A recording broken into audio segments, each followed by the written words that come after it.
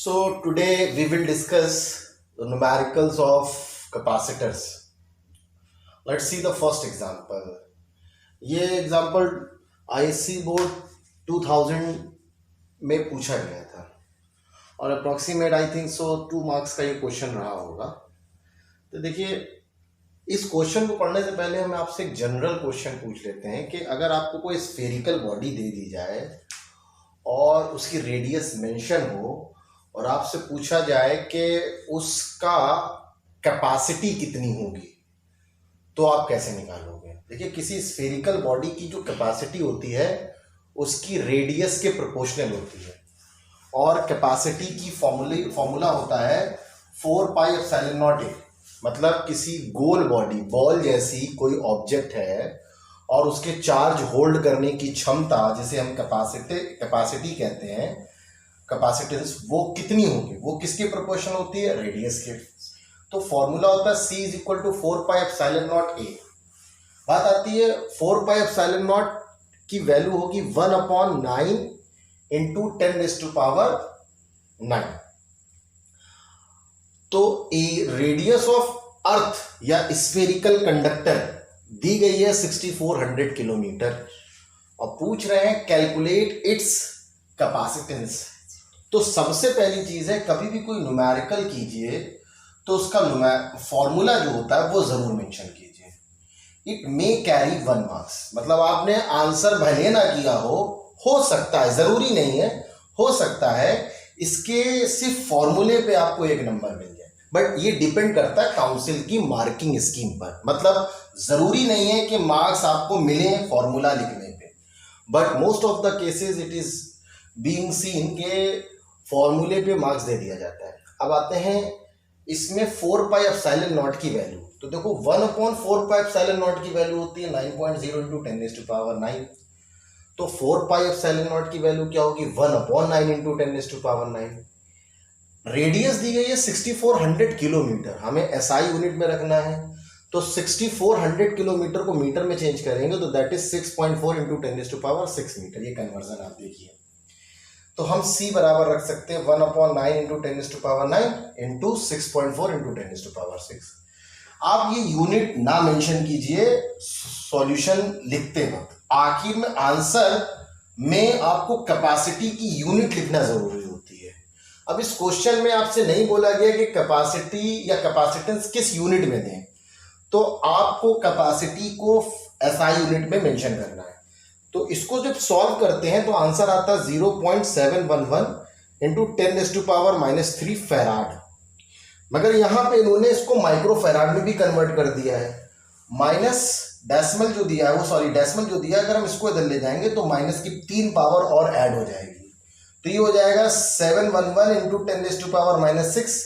अगर किसी के साथ 10⁻⁻6 है तो ये क्या हो जाता है? माइक्रो। तो हमारे पास कैपेसिटेंस अर्थ की कितनी आ गई? 711 माइक्रो फैराड। देखिए, आप क्वेश्चन किसी भी बुक से लगाएं, आपको मेथड सीखना है, क्योंकि काउंसिल का पेपर किसी बुक से बन के नहीं आता, वो मेथड बेस्ड क्वेश्चन होता है। तो आप इस चीज को समझिए कि कोई भी क्वेश्चन आप पढ़िए उसके मेथड को आप समझिए। क्वेश्चन आपके कोई भी हो सकता है। Let's see next. Each of the 2 charged metallic sphere, 2 metallic sphere है, एक की रेडियस है 15 सेंटीमीटर मतलब 0.15 मीटर, दूसरे की रेडियस है 10 सेंटीमीटर मतलब 0.1 metre. Has plus 100 micro coulomb charge, मतलब चार्ज जो दिया गया है वो 100 माइक्रो कूलाम का है। They are connected by a wire. देखो, अगर आइडेंटिकल होते स्फीयर तो उनमें से चार्ज ट्रांसफर नहीं होता, बट जब अनआइडेंटिकल बॉडीज होती हैं तो उनमें चार्ज ट्रांसफर होने लगता है। तो अगर हम उनको किसी वायर से कनेक्ट कर दें, कह रहे find the common potential and final charge on each sphere, what is the amount of charge transfer through the wire. मतलब एक 2 गोल बॉडी थी, एक पर चार्ज 100, दूसरे पे चार्ज 100 माइक्रो कूलाम, और एक की रेडियस है 15 सेंटीमीटर, दूसरे की 10। वायर से कनेक्ट कर देंगे तो क्या होगा? क्योंकि छोटी बॉडी की चार्ज कैपेसिटी करने की क्षमता दूसरे की कंपैरिजन में कम होनी चाहिए, तो पहले हम पहली बॉडी की चार्ज कैपेसिटी निकालते हैं। C1 बराबर क्या होगा 4 पाई एप्सिलॉन नॉट ए, तो हो जाएगा 1/9 इंटू 10⁹9 और रेडियस कितनी है 15 सेंटीमीटर, इसको 0.15 मीटर लिख देंगे तो कितना आ गया 15/9 इंटू 10⁻11 फेराड। C2 बराबर क्या आया 4 पाई एप्सिलॉन नॉट A2, तो ये वैल्यू सॉल्व करेंगे तो आएगा 1/9 इंटू 10⁹9 इंटू 10 सेंटीमीटर को लिख सकते हैं 0.1 मीटर। जब सॉल्व किया तो आंसर आया 10/9 इंटू 10⁻11 फेराड। अब आगे आते हैं the charge on the sphere. अब दोनों स्फीयर पर चार्ज कितना 100 माइक्रोकूलम का, तो Q1 बराबर Q2 that is equal to 100 microcoulomb. बेटा माइक्रो का मतलब होता है 10 की पावर -6।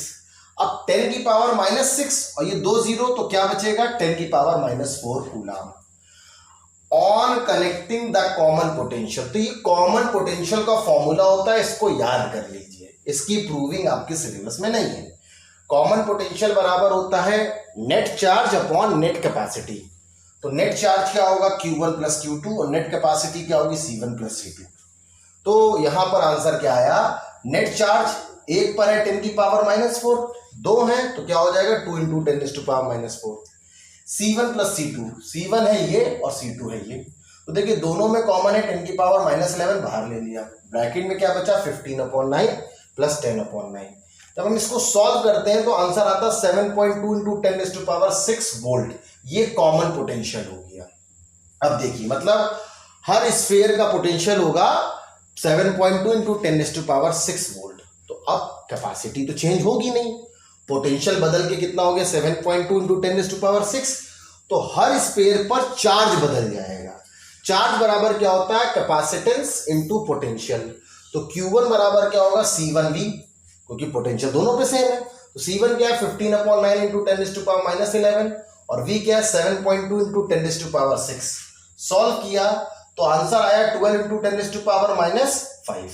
अब देखिए अगर हम इसमें एक जीरो कर दे तो ये -6 हो जाएगी और -6 का मतलब हुआ माइक्रो, तो 15 सेंटीमीटर वाले पे चार्ज कितना हो जाएगा 120 माइक्रोकूलम, जबकि पहले कितना था 100 माइक्रोकूलम, मतलब 20 माइक्रोकूलम उस पर आ गया। कहां से आएगा 10 सेंटीमीटर वाले कैपेसिटर से।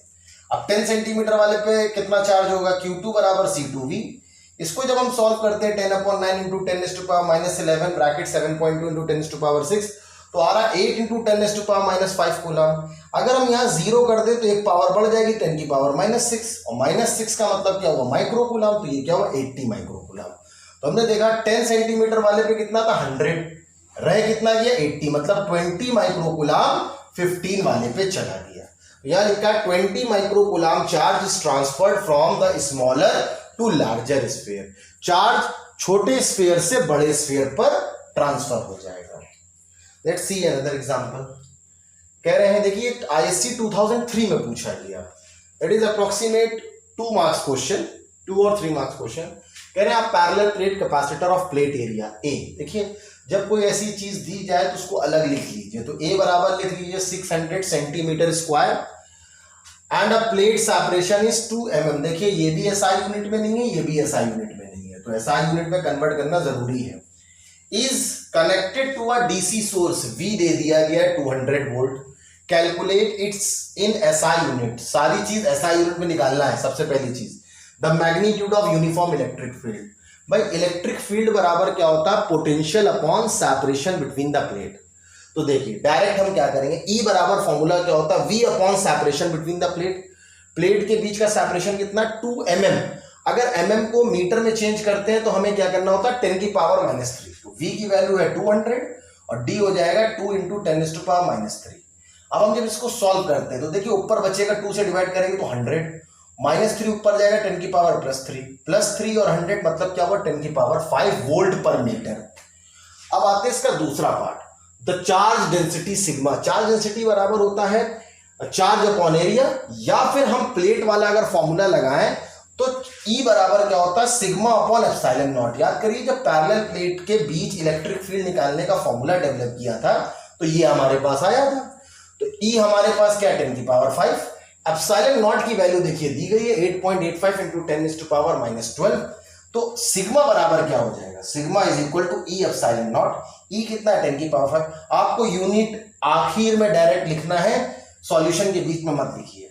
और एप्सिलॉन नॉट की वैल्यू क्या है 8.85 इंटू 10 टू पावर -12। जब इसको सॉल्व करेंगे तो आंसर क्या आएगा 8.85 इंटू 10 टू पावर -7। अब सिग्मा मतलब सरफेस चार्ज डेंसिटी की वैल्यू क्या, कूलाम पर metre square. Let's see this question. अब इसमें कह रहे हैं an isolated 16 microfarad parallel plate capacitor, air capacitor का फॉर्मूला होता है C नॉट बराबर epsilon not A upon D। ठीक, तो C नॉट की वैल्यू दी गई 16 microfarad, has a potential difference of 100 volt, V दिया गया 100 वोल्ट इन फिगर A, ये फिगर दिया। अ डाइलेक्ट्रिक स्लैब, अगर हम इसके बीच एक डाइलेक्ट्रिक स्लैब डाल दें जिसका डाइलेक्ट्रिक कांस्टेंट है 5, देखिए दिया है, is introduced to fill the space between the two plates completely, calculate the new capacitance of the capacitor। तो देखिए बहुत इजी सा फॉर्मूला है, हम लोग ने डिस्कस किया था कि C अपॉन C नॉट बराबर क्या होता है K, और एक फॉर्मूला डिस्कस किया था V नॉट अपॉन V बराबर K। तो दो चीज पूछी गई है, new capacitance and new potential. तो न्यू कैपेसिटेंस को हम कहते हैं C और एयर कैपेसिटर को कहते हैं C नॉट। तो ये फॉर्मूला हम लोग डिस्कस कर चुके हैं इसी चैप्टर की स्टार्टिंग में कि C अपॉन C नॉट बराबर होता है K। C नॉट दिया गया है, K दिया गया, तो फॉर्मूला क्या होगा C is equal to K C not. K की वैल्यू है 5, C नॉट की वैल्यू है 16 माइक्रोफेराड, तो 16 5 से 80 माइक्रोफेराड। ठीक, नेक्स्ट पूछ रहे न्यू पोटेंशियल। भाई V नॉट अपॉन V बराबर होता है K, V not upon V बराबर K, तो V बराबर क्या होगा V not upon K। V not कितना है 100, K की वैल्यू है 5, तो पोटेंशियल कितना रह गया 20 वोल्ट। नाउ कह रहे a parallel plate capacitor with air between the plates has a capacitance of 8 picofarad. Pico का मतलब होता है 10 की power -12। What will be the capacitance if the distance between the plates is reduced by half. पहले distance थी d, कह रहे बाद में इसकी डिस्टेंस कर दीजिए d by half, d by 2, and the space between them is filled with the substance of dielectric constant 6, मतलब k की वैल्यू दी गई है 6। जब एयर कैपेसिटर था तो एयर कैपेसिटर का कैपेसिटेंस कितना 8 माइक्रोफेराड, मतलब C नॉट की वैल्यू है 8 पिकोफेराड। तो C नॉट बराबर क्या epsilon not A upon D, तो इसकी वैल्यू क्या आ गई 8 पिकोफेराड। ठीक, अब कह रहे हैं नई कैपेसिटेंस बताइए अगर उसकी डिस्टेंस हाफ कर दी जाए और उनके बीच के स्पेस को डाइलेक्ट्रिक सब्सटेंस से भर दिया जाए जिसका डाइलेक्ट्रिक कांस्टेंट 6 है। तब भाई फॉर्मूला क्या बन जाएगा C is equal to K epsilon not A upon separation आधा कर रहे तो D बाई 2, K की वैल्यू 6 है। अब ये 6 epsilon not A upon D by 2 ऊपर चला जाएगा तो कितना हो जाएगा 12 epsilon not A by D। Epsilon not A by D किसके बराबर है C नॉट के, और C नॉट किसके बराबर है 8 पिकोफेराड के। तो हमारे पास नई कैपेसिटी क्या हो जाएगी 12 इंटू 8, पिको का मतलब होता है 10 की पावर -12 फेराड, 12 8 है 96, तो 96 इंटू 10 टू पावर -12 फेराड या 96 पिको फेराड।